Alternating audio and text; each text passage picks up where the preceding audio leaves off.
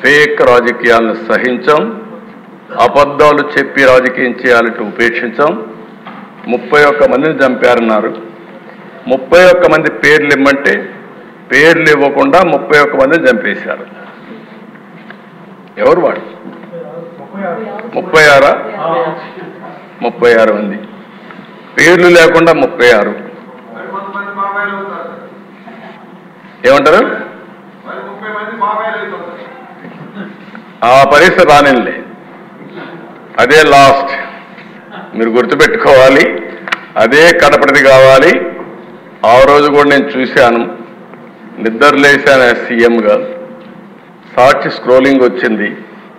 ఆ స్క్రోలింగ్లో Vivekananda Reddy heart attack గుండెపోటుతో చనిపోయాడు, అయ్యో పాపం అని నేను కూడా బాధపడ్డా.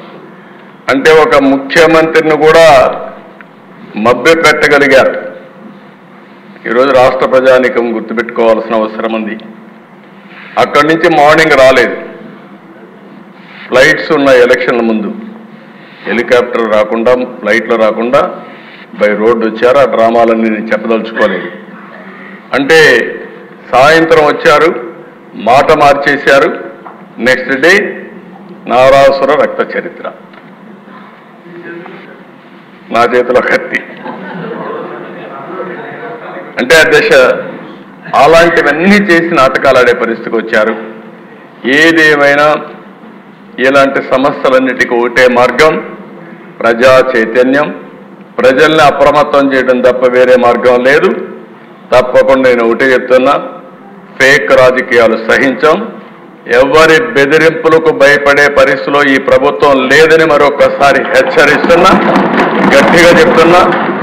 లా అండ్ ఆర్డర్ పరిరక్షిస్తాం.